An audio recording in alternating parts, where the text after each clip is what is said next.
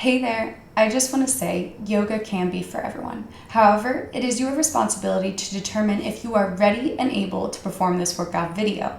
If you or a family member have a history of heart disease, high blood pressure, or are obese with any physical or medical condition that could be aggravated by a physical activity, please consult a physician before proceeding. If you are pregnant, also consider consulting a physician. If you have any history of injury such as neck, back, shoulder, or knee, please proceed with caution and stop immediately if you feel any pain, lightheadedness, or nausea. The user assumes all risks. Thanks, and I'll see you on the mat. Hey everyone, and welcome back to Connection Yoga. My name is Kat, and Roscoe's off in the back today for our pose breakdown of camel pose. So, get ready to get your camel on, and it's going to be great. So what we're going to do is first I'm going to demonstrate the complete expression of camel posture. Then I'm going to break it down through the body, explaining how you can get into it, things to be aware of, intrinsic actions that I want you to take within this pose. So that's how we're going to go. Feel free to join along with me as I'm breaking it down, or just listen for the next time that you maybe attempt this pose. Otherwise, first I am going to demonstrate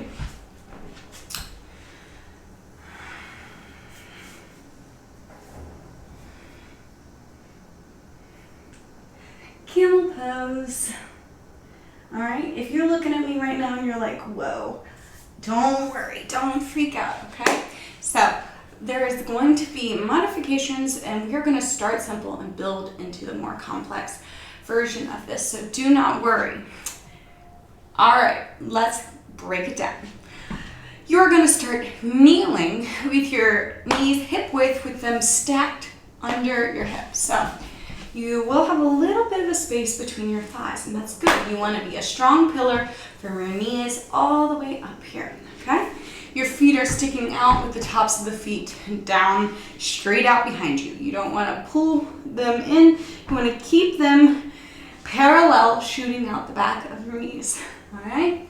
So, next, what we're going to do is you want to pull your inner thighs together. All right?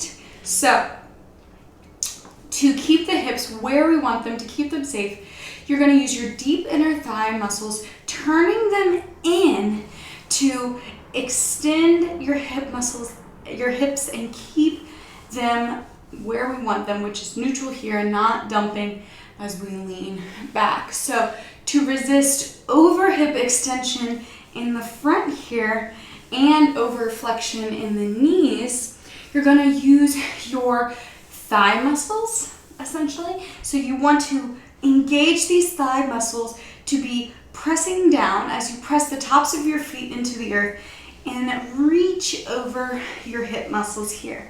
Okay, so this is a big core opener, a heart opener, shoulders. It's super awesome, okay? This is a posture that most people do in their daily life, and the change of pace, sensational, okay? But we'll talk a little bit more about that at the end.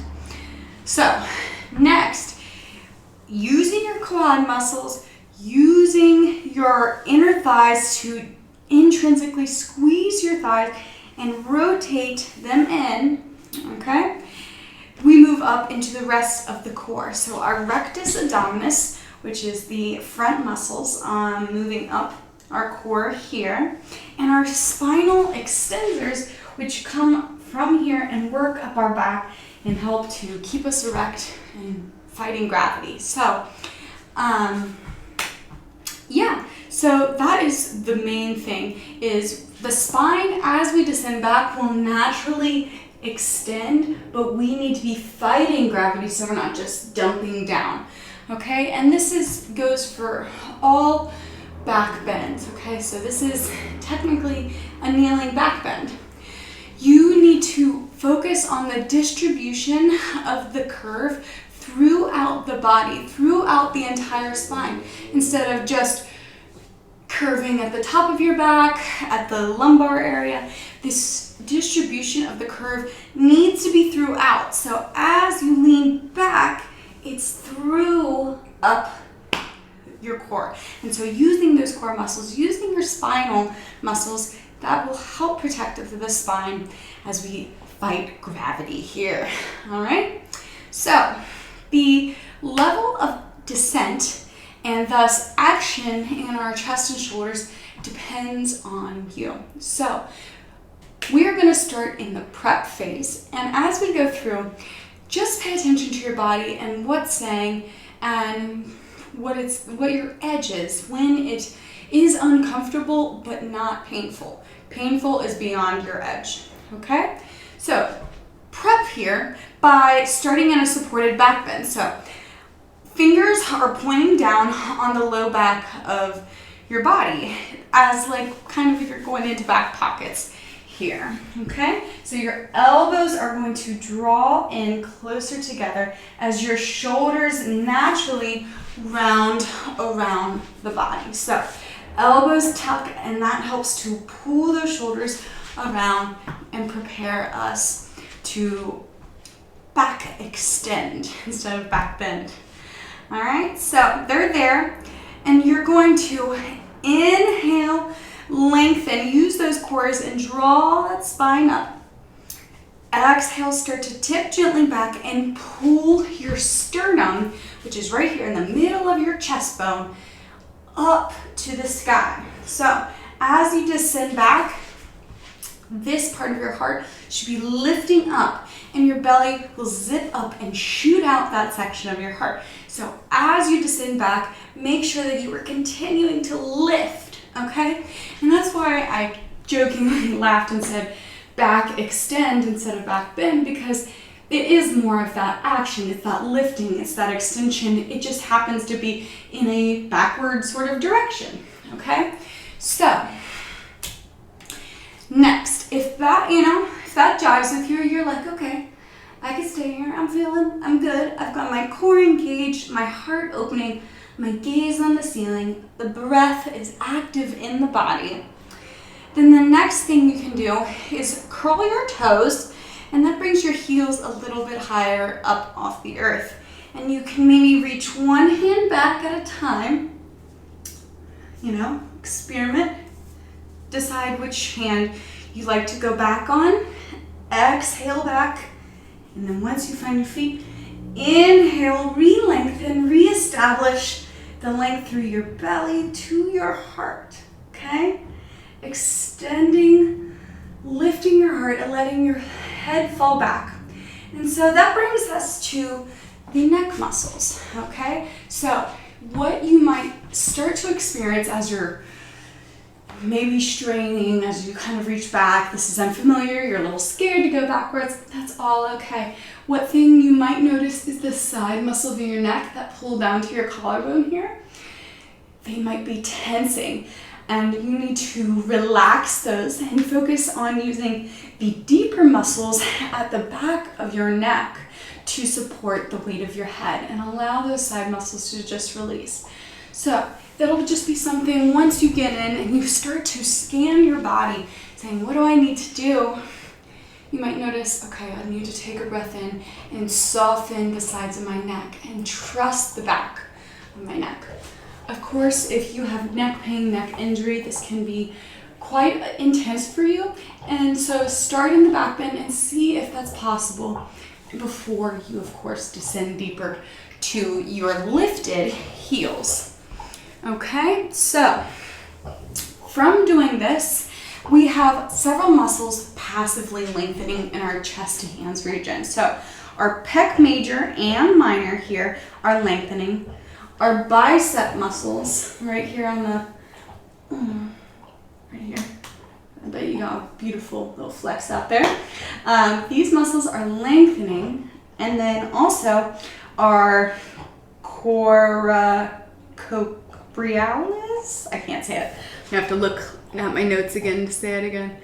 Coracobrachialis. That word.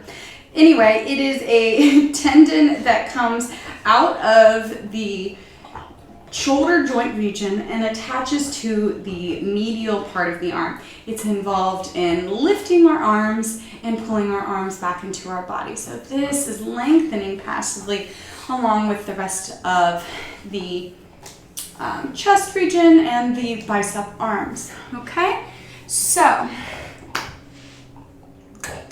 want to make sure I'm covering everything with the chest. Okay, so I have personally experienced shoulder joint issues and pain, and this can be quite a lot here. So to make sure we are protecting the shoulder joint while we are lengthening the muscles in our arms, opening our chest, we need to do a few things. So first, to elevate, so your shoulder blades are right here, all right, and they elevate and they descend, all right? They move all kinds of directions. They're awesome. Shoulders are crazy. Okay, so to elevate it and adduct it downwardly, you gotta lift them up and then draw them back and down inward along your spine. Okay, so that can be done using your rhomboids. So these are the muscles right along your spine, right up here in the back again of your neck muscles. So pull them down. Use these muscles back here to pull the shoulder blades in together and down. Okay, and that'll start to stabilize the shoulders and allow that open sensation in the front. Okay, so next, to further stabilize it, all right, the rotation of the arm shoulder blades around the rib cage. To stabilize that, your rotator cuff needs to be pulling your shoulder in. Okay, so right here on the front, make sure that you're using this to keep your shoulders close and not floating out and around like crazy. So shoulders tighten in, okay? And then you want to extend the shoulder joint in a way. So you're going to do this by using your triceps, your biceps, your teres major, and your shoulder muscles. So your teres are coming out of here, all right? Triceps on the back of the upper arm, biceps on the front, all right? Obviously, this is our shoulder. So these shoulder muscles are all gonna work together to fully pull that shoulder blade back, down, and extend as we lift the heart. Okay, so it's a lot of really subtle movements in our shoulders, all right? And it's not as intense, not as focused when you're up in the supported back bend, but when you do descend back into the first form of camel, the next form would be to uncurl your toes. You do need to be conscious of what your shoulders are doing, focusing on opening your chest, drawing them down, extending, draw them down as if you're like pulling your collarbones further away. Extend the bend in your spine. And that's camel, okay? So when it comes to breathing in this pose, your thoracic structure up here is maintained. So your inhalation in your abdomen wall creates a lengthening in your abdomen wall. All right, so your inhalation should be completely supported. The exhalation, however, you need to focus on your extension and not just as you exhale, dumping into the posture, into your back, your arms, your shoulders. Okay, so inhale, you'll naturally have that breath inside you, literally creating a space, a support to hold you there. But as you exhale, just be conscious of maintaining the posture and not dumping. All right, so use your deeper muscles to support your body in this.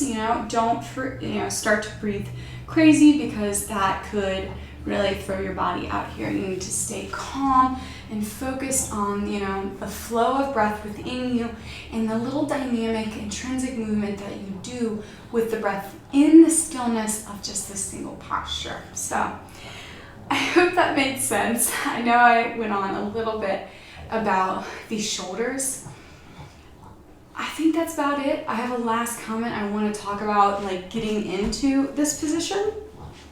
So I personally go back one at a time because I find it's more supportive. So what you can do is to send with one arm back like this and pull the opposite shoulder around to kind of help with that twist, and then open, reaching that palm back, and then reestablishing the full expression. So if you're still a little confused, it's like bridge pose, just on your knees instead. Does that make sense as you see that? Do I look like bridge pose on my knees? We'll be breaking that pose down soon enough, so do not worry. But use an inhale to rise when you come out. That is crucial. Use that breath to lift yourself out so you're not just using your low back to pull your upper body, yank it forward. You want to use that breath in those ribs. Inhale, pull up, and release. And of course, with poses like this where we are creating a extreme position, we need to counterbalance. So I highly suggest after you do this to come down gently into a child's pose, allowing your knees to go wide, your hips to go into flexion instead of extension, and your shoulders to round around your upper torso and go the opposite direction essentially. So we want to take care of the body and we have to balance. So that's it for camel pose. I hope you got your nice little hump on perfectly today. If you didn't, then that's okay. I can't wait to hear about the next time you try it in your practice or so on and so forth. If you have any questions about this pose today, comments, concerns, hit me up in the description section below. I'd be happy to respond.